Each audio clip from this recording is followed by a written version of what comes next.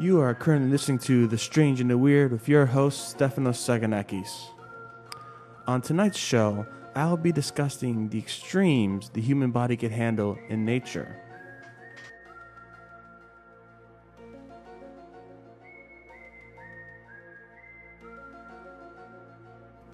Strange fact of the day.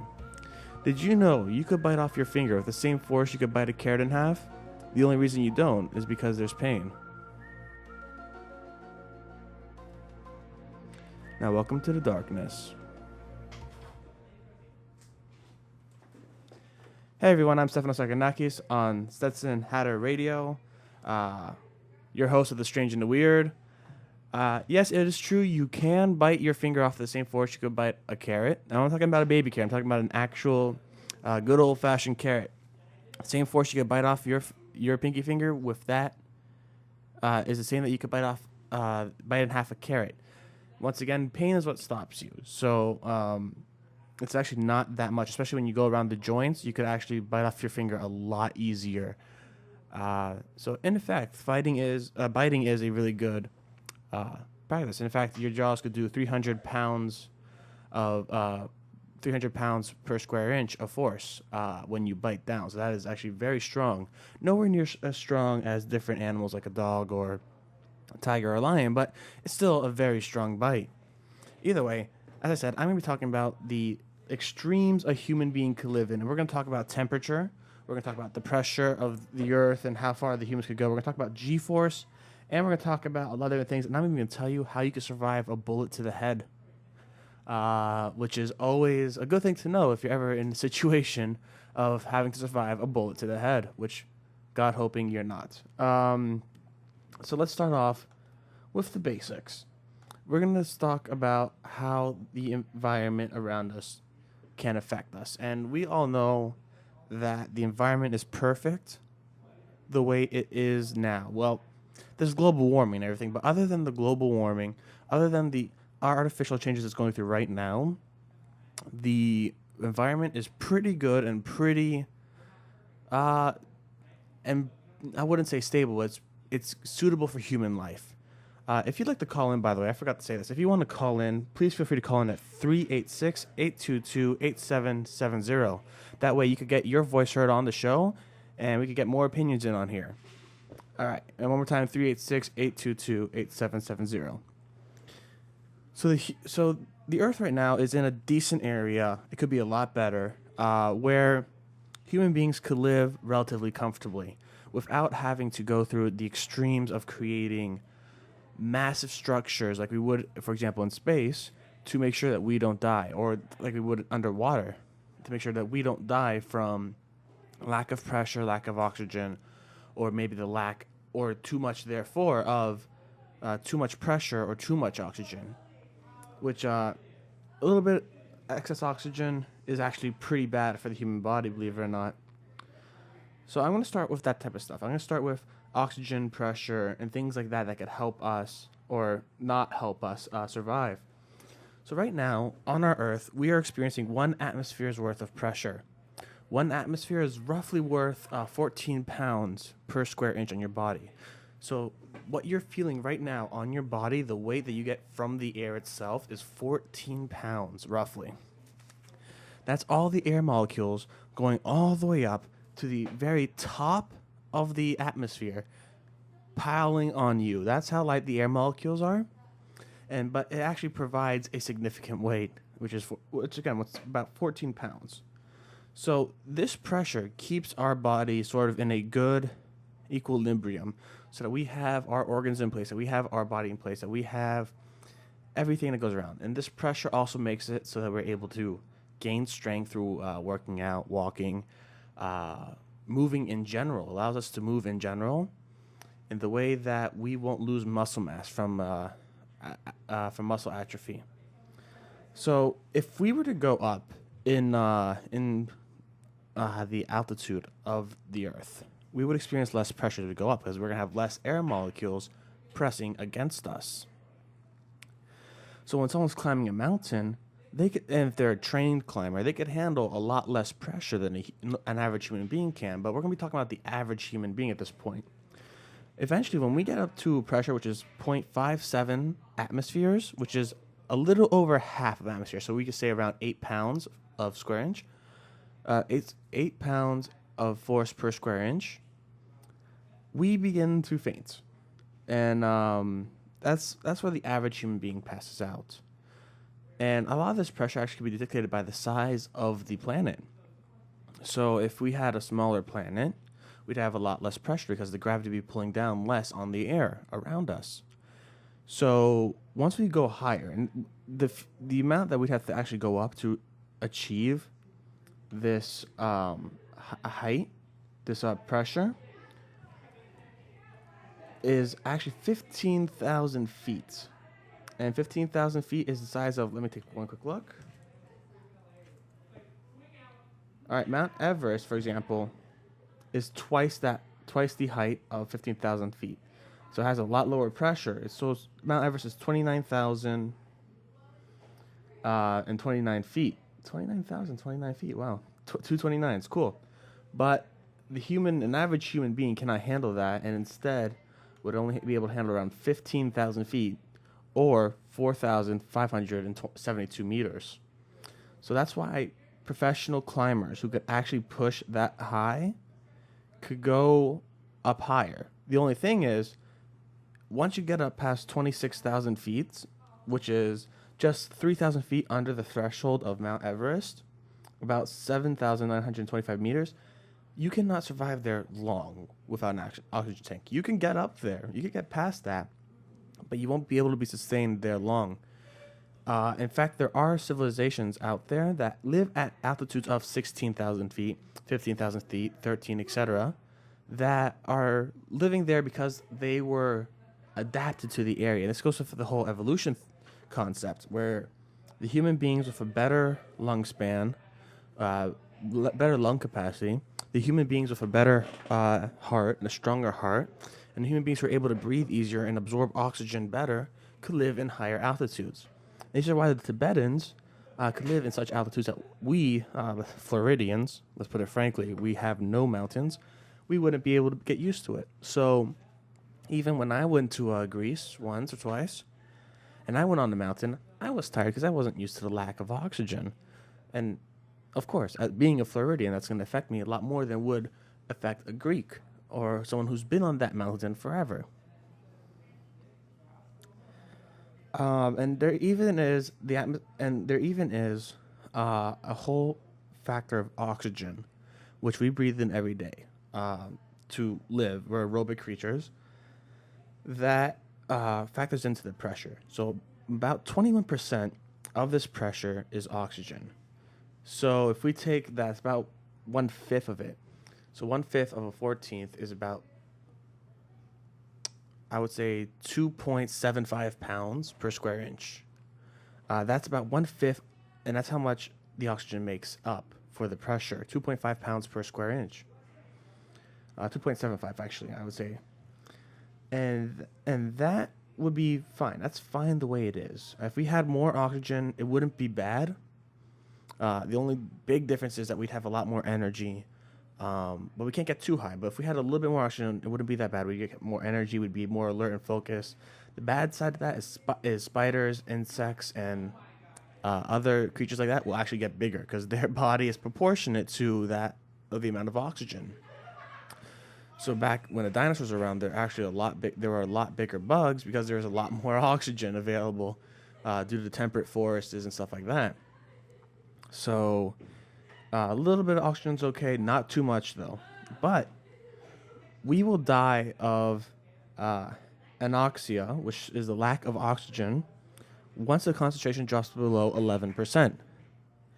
And we're thinking about this in the concept of we're just losing oxygen. We're not thinking about this as gaining CO2. We're not thinking about gaining too much nitrogen. No. This is solely the loss of oxygen. So take it like this.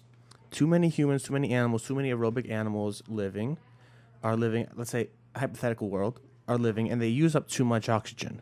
And there's so many aerobic animals living and not enough photosynthetic animals to produce this oxygen, so that the rate steadily declines. Let's say, right? Once it gets down to 11%, aerobic creatures will start dying. This includes humans. This includes different algae that are aerobic and bacteria that are aerobic. This includes animals like elephants, rhinos, etc. Once you get down that threshold, those animals will die, and that's especially where humans will die because that's the limit for humans. That's the limit for also some of the animals I mentioned. Not quite all, and I'm not quite sure about them all. So that's the basics about air pressure and how much we can handle with air pressure, which is quite amazing when you think about it. We depend so much on just this air, which we take big time for granted. We should take it for granted. Now let's talk about the temperature. This is a very, very basic thing, which we don't think about much anymore.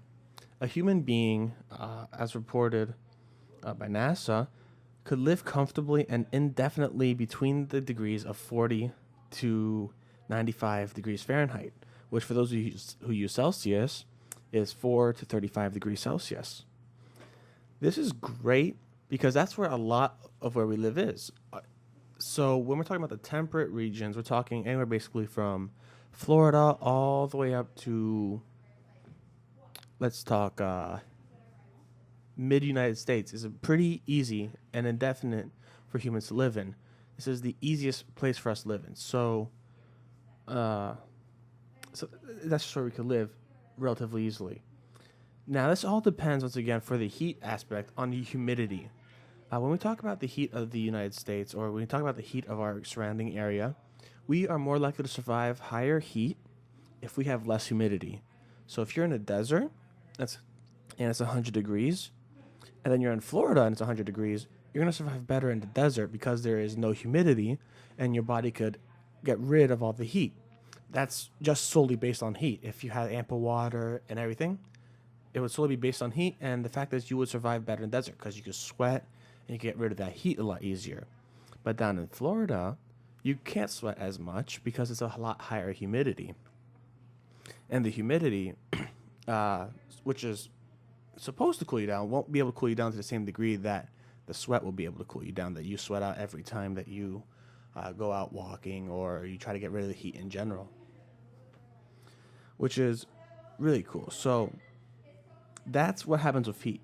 And once you get your core body temperature up to 104 degrees, you start going to this thing called hyperthermia. I know you've all heard of hypothermia, but hyperthermia is the exact opposite. You start getting headaches, nausea, vomiting because of too much heat in your body, rather than the exact opposite, which is going to be hypothermia. My bad. I just said that a second ago. Hypothermia, which I have. Give me one second. Let me get it for you. So I have the thing right here. The limits for the hypothermia is actually 94 degrees Fahrenheit or 34.4 degrees Celsius. So once you go under that, you start suffering from hypothermia. And those are our core body temperatures that we could safely go to, but we don't want to ever reach.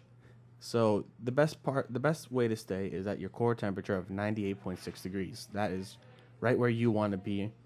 So you don't want to be in the hot for too long. So in very hot areas that are humid, we can't live long. We can't live in 100-degree weather 24/7 with high humidity. That's not going to allow us to live because of the humidity and the internal regulation of our heat.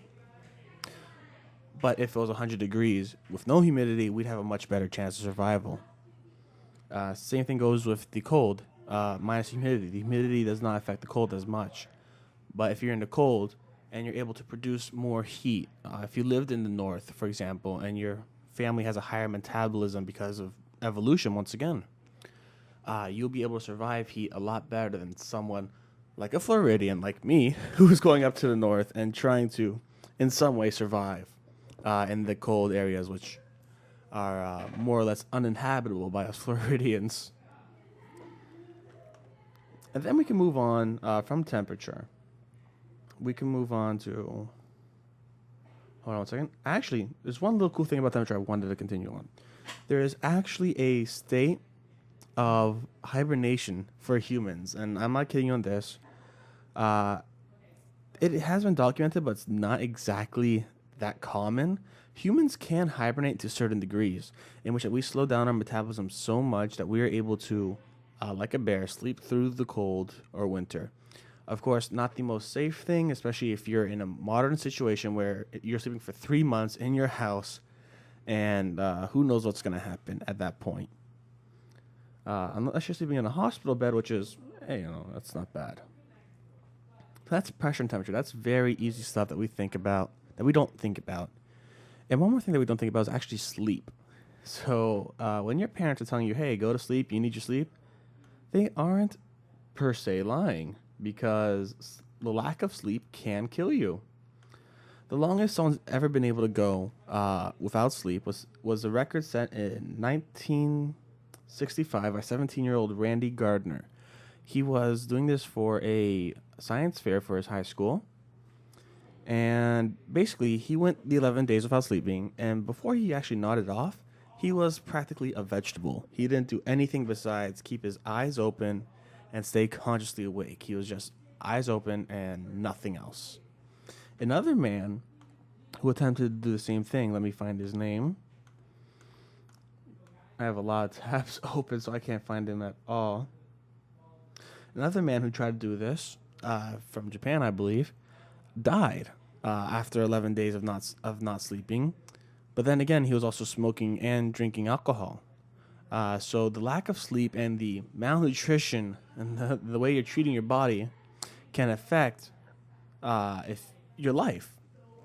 So if you sleep a lot less and you drink a little bit more and you smoke a little bit more, I'm guessing that that's more points added to the probable death meter, if you will. That's some pretty cool stuff that you could actually die from lack of sleep, and if you added in factors like smoking and drinking, which are very, very common in today's society. A lot of people smoke and a lot of people drink, and we're not even talking alcohol, we're talking about casual drinking, like a glass of wine here and there. And then we're going to talk about something that not many people actually pay attention to because we don't care about it. We don't know about it. We don't want to know because it doesn't affect us in our daily life. Unless we're at an amusement park. We're talking about G-forces here. And G-forces have to do with the Earth itself. So 1 G is going to be equal to 9.8 meters per second. Then that's the force that the Earth is pulling on you right now and pulling you down into the Earth. Literally, we are being pulled down into the Earth, but because of our bone structure and whatnot, we aren't obviously going down and sinking into the Earth. But that's how fast the Earth is pulling down on us. So if we were to jump, that's the speed that we would start out at, 9.8 meters per second, straight down to the Earth. So if you were to go 2 Gs, it would be 19.6 meters per second. You see where I'm going with this? Each G is just an added on 9.8. So the record you could go for a vertical G-force, it means you're going straight up, according to Popular Science, which is a great magazine. I highly recommend everyone, if you like science, subscribe to it because Popular Science is amazing, is 14 Gs. And you're wondering, oh, how much is 14 Gs? Well, I calculated here for you. 14 Gs is going to be 137.2 meters per second in a lateral direction, which is pretty fast if you think about it. Your body can't handle that. And at that point, your organs are actually going to tear apart from each other. And that's not good. That's not good. Once again, you can actually be trained to withstand Gs. So people like Air Force pilots and people who are stunt pilots could withstand around an easy 10 Gs. Once again, 14 Gs is the limit because you will get your organs ripped apart. The 10 Gs I was talking about a second ago, a lot of it's due to specialized pants and shirts they wear to keep their blood flowing, and a lot of different equipment they use and techniques they use to keep their blood flowing up instead of just down into their legs so that they could get it into their brains. An average human being will be able to go to 4 to 8 Gs of longitudinal of a latitude Gs before getting knocked out. That's going to be equal to, for 4 Gs, that's going to be equal to 39.2 meters per second, And at 8 Gs, it's going to be equal to 78.4 meters per second. That's where the range of people usually getting knocked out from G-force lies. So when you get on a roller coaster, you'll usually experience 1 to 2 Gs, and that's about it. Not many go above that. Some go to 3, and that's where people start throwing up a lot. But none of them really go to 4. None of them that I've heard of roller coasters go to 4. Which is good, because I don't really want to go and throw up each time I'm on the Goofy roller coaster or Space Mountain or something like that. I don't want to throw up that often. And there's actually a different also type of G-force, which you can talk about as lateral G-force. Lateral G-force is simply going straight in front of you or straight behind you. With this G-force, you could go up to 50 Gs. The reason being that you could go up to 50 Gs with lateral G-force is because your head and heart are going in the same direction. So, excuse me. So when it's going in the same direction, the blood is able to get from the head to the heart a lot easier, which is good because you don't want to exactly get knocked out. And the 50 G forces is going to be equal to 400. I'm sorry, I'm putting this on the calculator. It's equal to 490 meters per second. That's 50 G forces of acceleration. And that's what a human being will be able to survive until being torn apart once again into a whole bunch of scrap. The largest amount of G forces someone has ever survived was done by John Stapp. When he was doing tests for G forces, he first subjected himself to 15 Gs for about a sixth of a second, and he survived relatively easily. And then he went to decide, I want to go faster. So he eventually did a test where he hit 46 Gs and survived. I'll read this right off the website.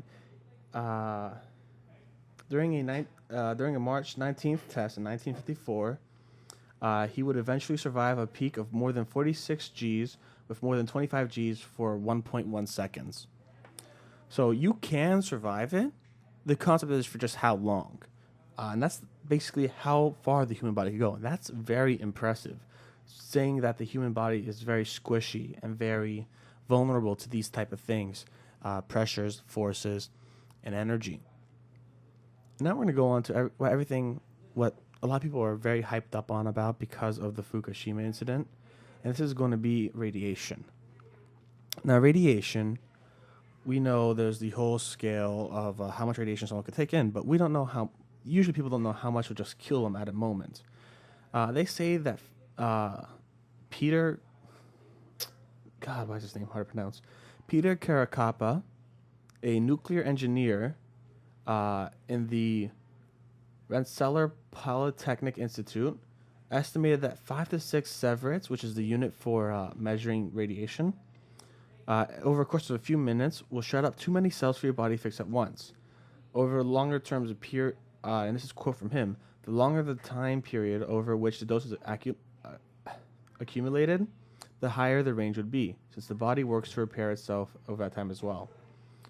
So, at that point, you're practically going to be dead, because you're not going to be able to repair yourself fast enough for what the radiation does. But if we're going to talk about the Fukushima incident now, the people who worked at the Fukushima nuclear plant, when it went crazy, received 0.4 to 1 sieverts of radiation per hour while they were working with the disaster. And they survived in the short term. But this radiation is going to make them have a higher risk of cancer and disease, because radiation literally changes the RNA and the DNA of the human body so that it will create more cancerous things, more cancerous cells, and these cells will multiply rapidly and will cause the human body to shut down if they're malignant cells, which they're more likely to be due to radiation. That's a lot of what I was going to talk about. That's a lot of the basic stuff that we think about when human beings could survive that pressure. When we come back from the break, I'm going to talk about the water bear, which is an amazing animal and the first animal to ever survive the vacuum of space. I'm going to talk about that when I come back. And I'm also going to talk about, like I promised, how to survive a gunshot to the head, where we talk about a lot about bones and a lot about the force that it takes to break a bone. Anyways, guys, thank you very much for listening. I'll be putting on the music, and I'll see you soon.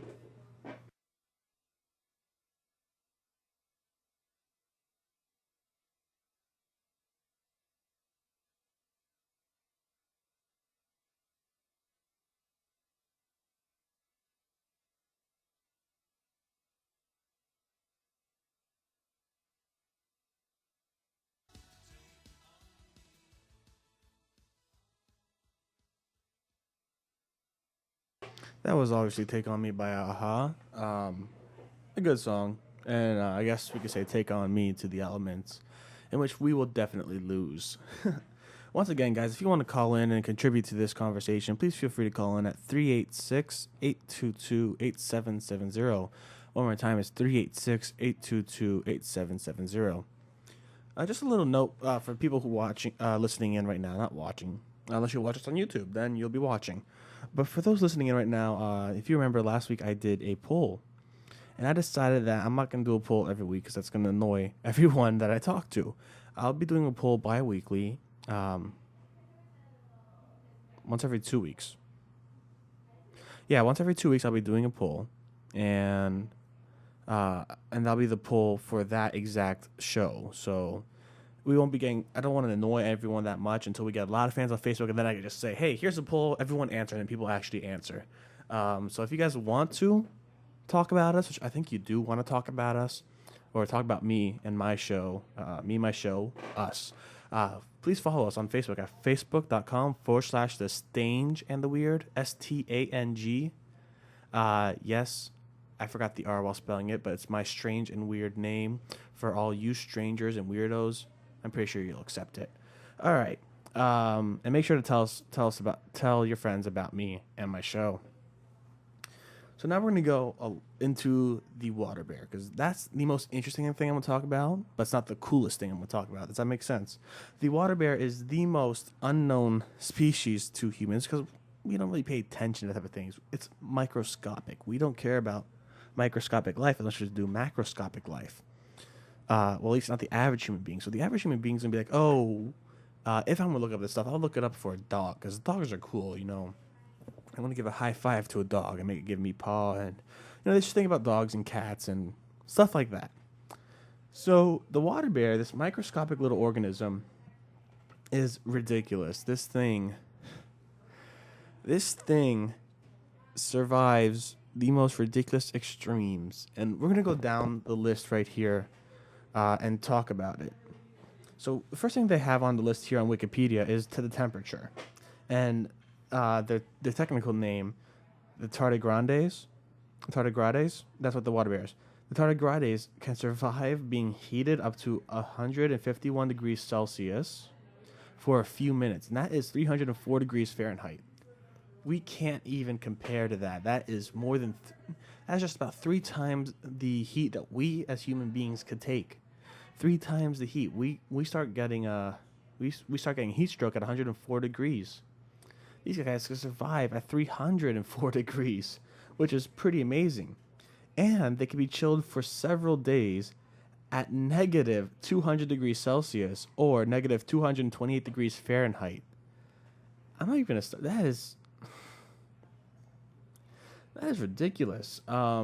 We can only survive at negative 200. Actually, some could even survive up to negative 273 degrees Celsius, 1 degree above absolute zero, or negative 458 degrees for a few minutes. Absolute zero is actually only a theoretical temperature. This is a temperature that can never be reached, because that would mean that there's no energy in the energy at all. We're talking about physical energy between the atoms. Atoms move and rotate, and the colder they get, the less they move and the less they rotate. So absolute zero is only a theoretical degree.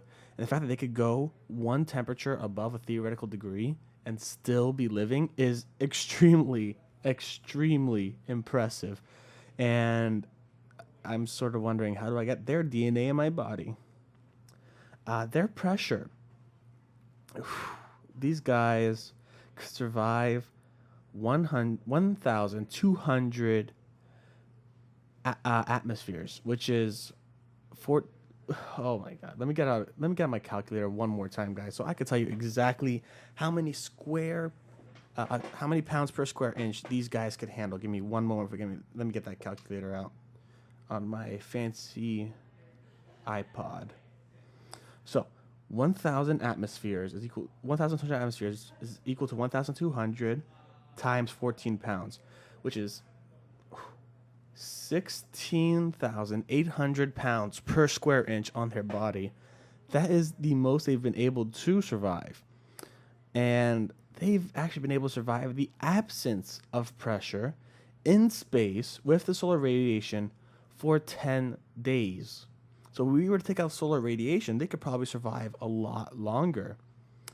And these guys have actually been brought to space and been done on tests on the International Space Station, where they were able to just simply rehydrate the animals and they came back to life. And 60% of the animals that came back to life reproduced to make more of them. So these water bears are already, I think, the ultimate creature for survival. And when we're talking about the vacuum, we would just be dead. Automatically, we would be dead at that point. And there are even a few breeds of this species that could survive 6,000 atmospheres. Let's take a look at how much 6,000 atmospheres is. 6,000 atmospheres is 84,000 pounds per square inch on the body. And these creatures are easily able to survive that. Some of them. Not all of them. The average is 1,200, but some species could survive that pressure, which is 6 times the pressure of water at the Mariana Trench, the absolute deepest part of the ocean, which, if you guys know, we've only been there like twice, maybe 3 times. Even with all our technology, we have explored the moon better than we have explored the ocean, and they could survive at 6 times the pressure, which is absolutely astounding. And now we're going to talk about dehydration, because a lot of people walk around dehydrated every day, including me. I am extremely dehydrated a lot of the time. They've been shown to survive a dry state for nearly 10 years, which is extremely impressive, but not quite as impressive as a lot of seeds you will find. There are seeds that we found in Egypt, in pyramids and whatnot, that actually were able to sort of hibernate and go dormant for a few thousand years so that we could actually take them up and plant them. Not all of them from a few thousand years are still viable. Some of them are, but seeds could go for a lot longer than the bear can. But as a living creature that doesn't have a protective layer that the seed has, that's a very long time. 10 years with no water, very long time. And let's go to the radiation, because this is really cool. They could survive 1,000 times more radiation than other animals.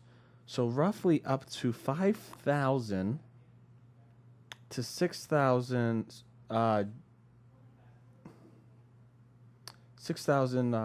GYs.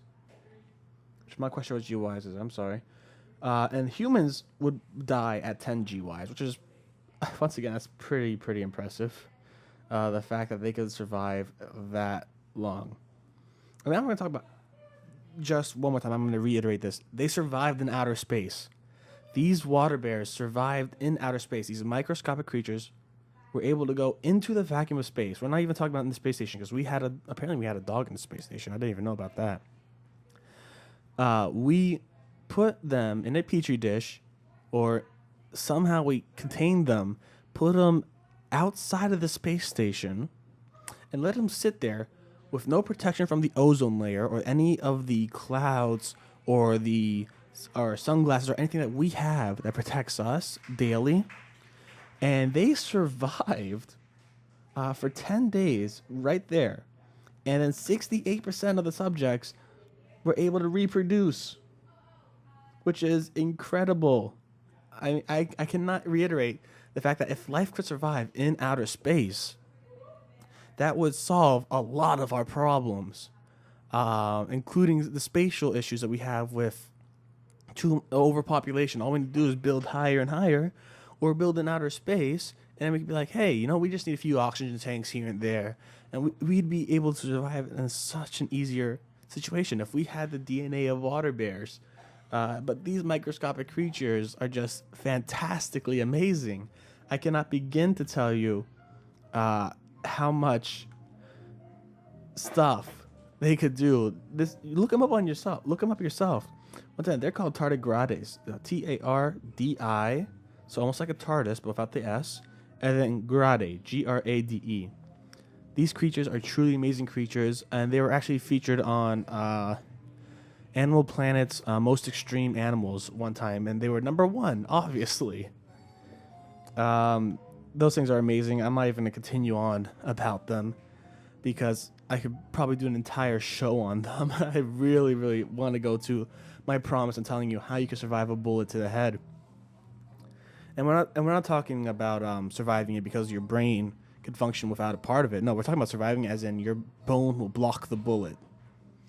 If you guys want one more time, I'm going to tell you guys to call in at 386-822-8770. And, yep, that's the phone number to call in. All right. The human body is extremely, extremely strong. It might not be able to adapt to the best of degrees as a lot of other animals can, but it is strong. Our bones, on average, per cubic inch, could hold up to 19,000 pounds. It's stronger than steel. That's how strong our bones are. Our bones are one of the most absolute strongest materials we could have easy access to. Which I'm not encouraging you to go and carve up your friend for protection or anything. No, I'm just saying these are really strong bones. And if you just take a cubic inch, it would take 19,000 pounds of force to break it, which is quite amazing. And I'm going to talk to you about how hard a human being could punch, which some of the higher ranges for punches have been. Let me get this right here.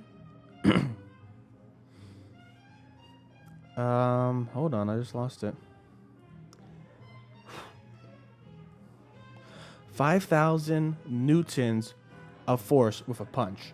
Now, you guys might know Newton as a scientist, Isaac Newton, but a newton is a measure of force named after him, which is 0.22480 pounds of force. So it doesn't sound a lot. Even 5,000 doesn't sound so great because it's only, a fifth of a pound of force? But when you take that into consideration and you plug that in and you do the math, a really hard punch at 5,000 newtons could deliver 1,124 pounds of force. And that's a good solid punch from a professional, obviously. This is not enough to break a cubic inch of bone, which is pretty impressive thinking that you're punching bone with bone. But it can break normal bone. Think about it like this. When you have a cubic inch of bone, it's very solidified.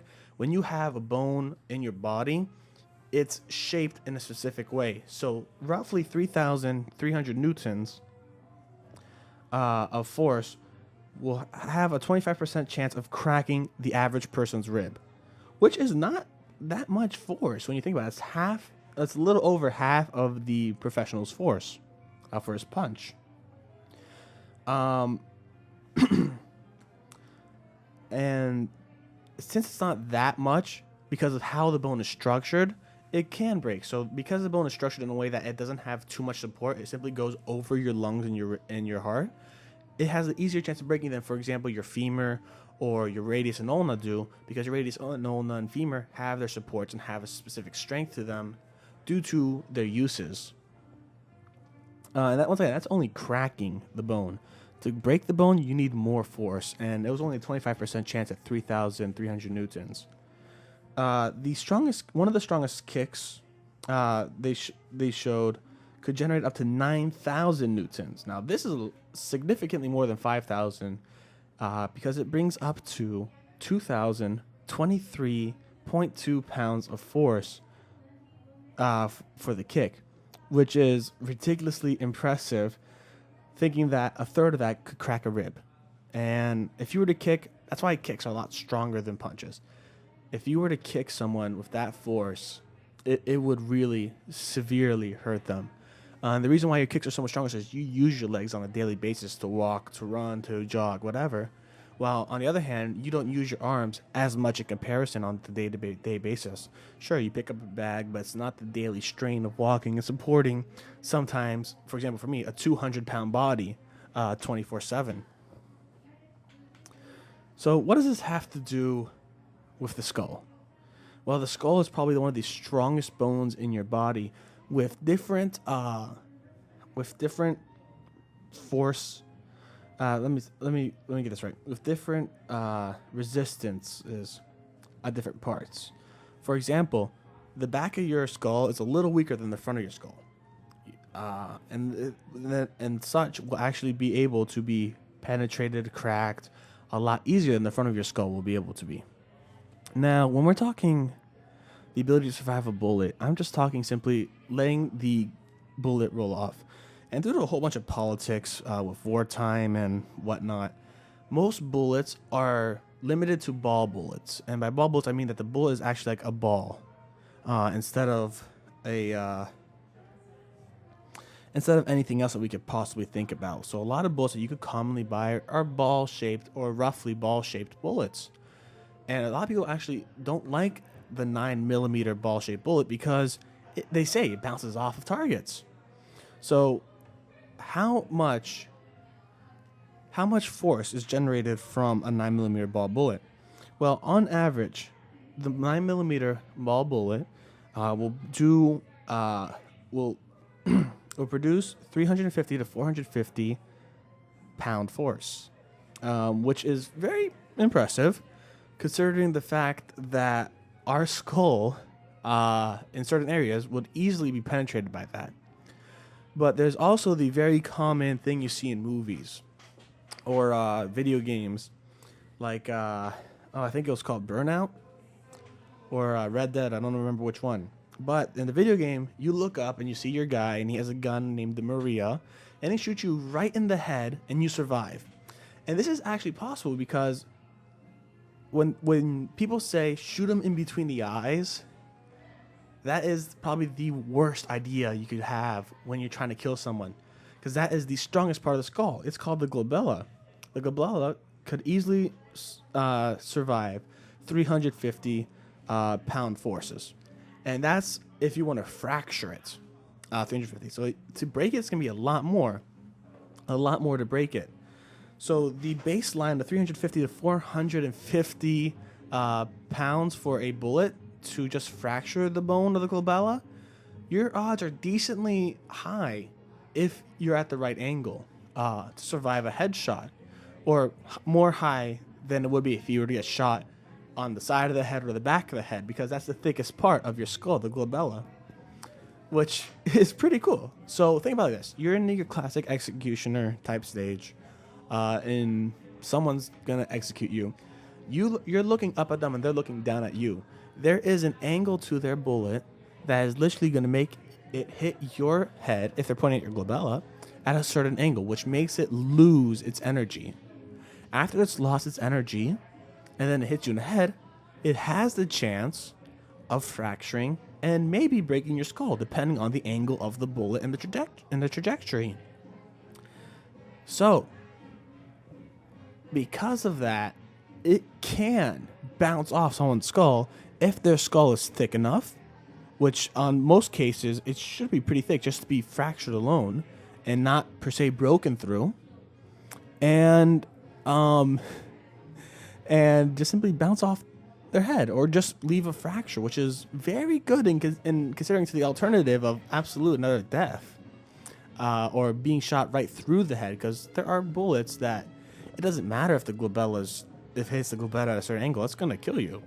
But a 9mm ballpoint round, which is one of the more common rounds, has a higher chance of simply bouncing off your skull. And there are other parts of the skull that are just as strong as the glabella as well, which is really, really cool. the fact that a bullet could literally bounce off, a 9mm bullet could literally bounce off part of your skull, which is something I never thought could actually happen. So that does not mean, at all means, that does not mean that you could easily survive a bullet and just be like, hey, look, I'm going to do this little angle thing and boosh, I'm survived. No, that does not. It all is really up to chance to a certain degree of the angle and the trajectory and the bullet itself. So even though, yes, there's a much higher chance of you surviving a shot to the glabella with a different and odd trajectory than a shot to the back of the head, at a straight trajectory, doesn't mean you're guaranteed to survive. It just means that there's a higher chance of survival, which I thought was really cool when I learned that. And that makes a lot of the movie headshots that you see that don't happen, that keep the guy alive, more plausible rather than just pure fiction. And that's just a fact that I love. I love that I learned. Once again, it's not a guaranteed fail-safe. It's not going to be guaranteed to save you. It is a chance thing that if you're lucky, if the moon is aligned correctly with the sun and the planets are on your side or whatever, you will survive or be less inclined to be fully brain dead. Because if it does break through the glabella, it's going to hit a lot of the outer lobes of your brain. And the really important lobes are actually deeper inside your brain. So if it hits the outer lobes of your brain, you might notice, or people around you might notice, behavioral changes, more so than just dead. So there have actually been people, and I'll talk about these people in the later show, who were able to survive in the 1600s brain damage because the lobes were just damaged, not the actual brain stem or the medulla or anything like that. Just the lobes were damaged. So it was basic damage done to it. And they had a change, sure, in behavior, and they seemed like a different person. But at the same time, they survived. And this is when they're working on railways and stuff. So I'll definitely be talking about that one in a later show. Because the brain is a magnificent organ that has gone through and will go through a lot to survive. So yeah, that was the show. I told you guys the extremes that the human body could survive in. I tell you that there is one animal that can practically defy everything we know about life as we know it. And I also told you how a human being could actually survive a bullet to the head. Which, once again, is more of a chance thing than not. But it is definitely possible. Anyways, guys, I think I'm going to end it here for tonight. I want to thank you all for listening. And I really hope you guys have fun in the dark later today. See you all next week.